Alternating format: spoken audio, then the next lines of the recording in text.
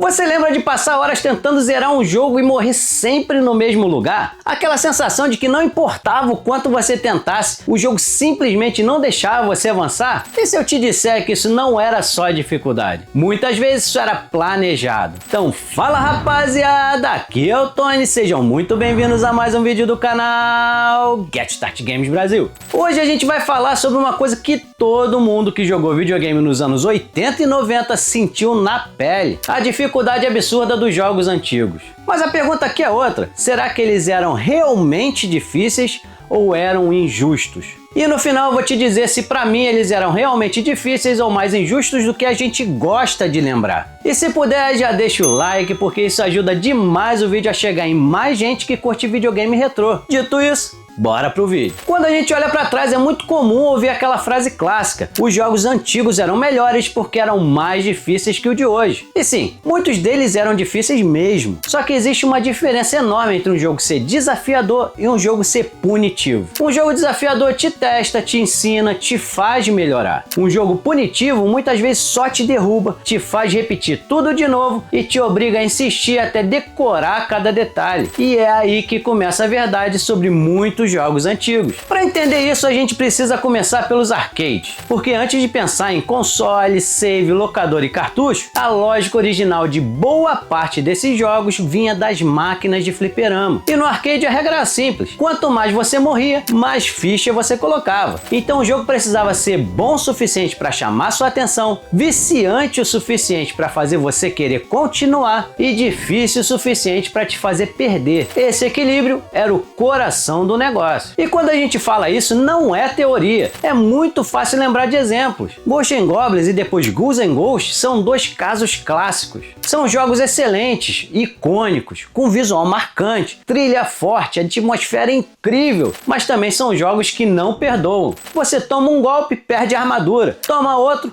já era. Inimigos aparecem em posições feitas justamente para te pressionar, os saltos exigem precisão e muitas vezes o jogo parece querer te pegar desprevenido o tempo todo. Não é só habilidade pura, tem muito de memorização, de tentativa e erro, de saber exatamente o que vai acontecer antes de acontecer. Outro exemplo fácil é R-Type. Muita gente ama R-Type e com razão, mas ele é um jogo que exige decorar fase, padrão de inimigo, momento exato de ataque, posicionamento preciso. Se você entra numa fase sem conhecer o que vem pela frente, a chance de morrer é enorme. Isso vale para vários shoot'em ups da época. Só que a história não para nos arcades, porque muita gente olha para esse e pensa: tudo bem, no fliperama faz sentido, mas e nos consoles? Aí entra uma parte que eu acho ainda mais interessante, especialmente para quem cresceu alugando fita. Nos consoles a lógica mudava um pouco, mas a dificuldade continuava tendo uma função importante, e uma dessas funções era justamente fazer o jogo durar mais. Naquela época muita gente não comprava jogo toda hora, o normal era alugar. Você ia na locadora, pegava a fita na sexta ou no sábado e tentava aproveitar ao máximo até a hora de devolver. E pensa comigo, se um jogo fosse muito fácil e curto, o jogador alugava, zerava no fim de semana e pronto, talvez nunca mais encostasse nele. E isso não era necessariamente bom para o mercado. Então muitos jogos de console também acabavam ficando mais difíceis de propósito para prolongar a experiência. Isso ficava ainda mais forte porque os jogos também eram menores em conteúdo, não por preguiça ou falta de talento, mas por limitação técnica mesmo. Cartuchos tinham limite de espaço, a memória era restrita, não dava para fazer um jogo gigantesco como hoje. Então como fazer um jogo de poucas fases parecer longo, fazendo o jogador repetir as fases várias vezes? E como fazer isso? Aumentando a dificuldade. É aí que entram exemplos muito fortes dos consoles.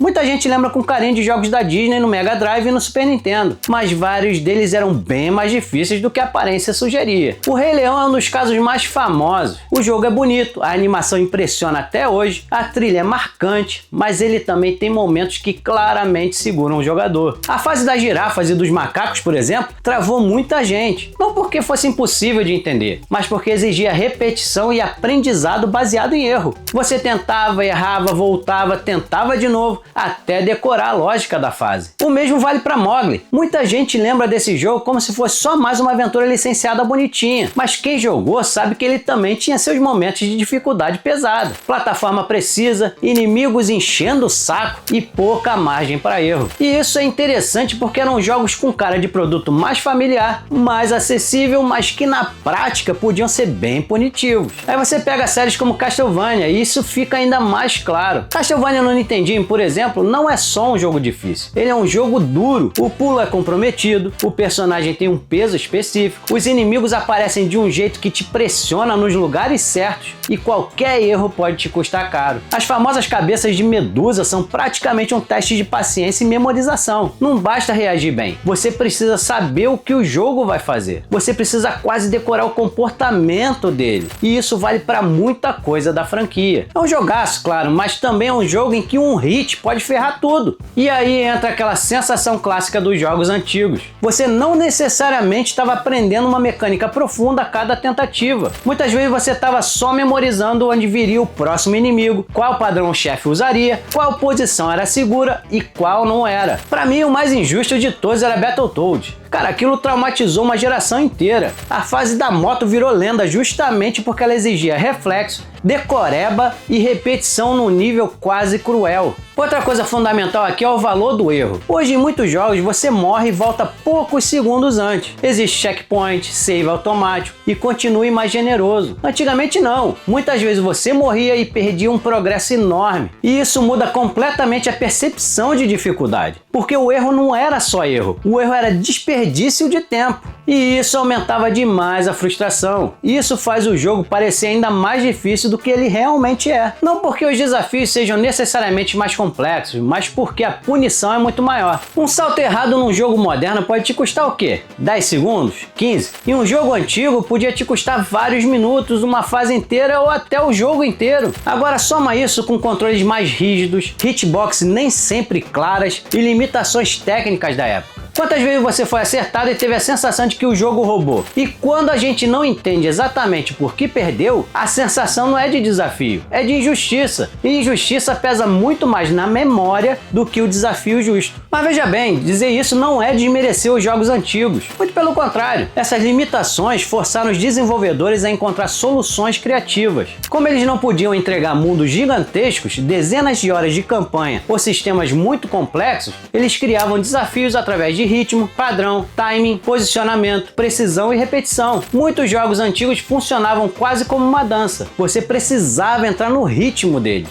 E vou te falar, quando isso dava certo, a sensação de recompensa era absurda. Zerar um jogo antigamente gerava uma satisfação enorme justamente porque você sentia que tinha vencido algo quase, sei lá, hostil. Só que isso não significa que aquele design era sempre melhor. Significa apenas que ele era fruto de uma época, de um mercado e de limitações muito específicas. Hoje existem jogos difíceis também e alguns são extremamente difíceis. Só que a filosofia muitas vezes é outra. Um jogo como Celeste pode ser desafiador, mas ele te respeita. Um jogo como Dark Souls é duro, mas ele trabalha muito melhor o feedback e a consistência. Cuphead bebe muito dessa escola antiga visualmente na dificuldade, mas mesmo ele já conversa com o jogador de uma forma mais moderna em vários aspectos. Ou seja, jogo difícil continua existindo. A diferença é que hoje, em muitos casos, ele tenta ser apenas difícil e não injusto. Então talvez a frase certa não seja simplesmente dizer que os jogos antigos eram mais difíceis. Talvez a frase mais honesta seja: muitos jogos antigos eram mais punitivos. Eles te cobravam mais repetição, mais memorização, mais insistência e, em vários casos, menos erro. E sim, isso criava experiências incríveis, mas também criava uma frustração que a nostalgia às vezes apaga. Porque na real, quando a gente lembra desses jogos, a gente lembra muito da vitória e pouco do sofrimento. A gente lembra de ter zerado, a gente não lembra tanto das 50 vezes que morreu antes. A gente lembra da glória e esquece da pancada. Mas agora eu quero saber de você. Qual jogo antigo te fez sofrer mais? Foi Battletoads? Battletoads, Castlevania, Rei Leão ou teve algum outro que te fez passar raiva de verdade? Comenta aqui embaixo porque eu quero muito saber a sua experiência. E se você curtiu esse vídeo, já deixa o like, se inscreve no canal e ativa o sininho porque isso ajuda demais o canal a crescer e continuar trazendo esse tipo de conteúdo para você. E se você gosta desse tipo de conteúdo, clica no vídeo que está aparecendo na tela agora porque eu tenho certeza que você vai curtir também. Então, muito obrigado por assistir até o final.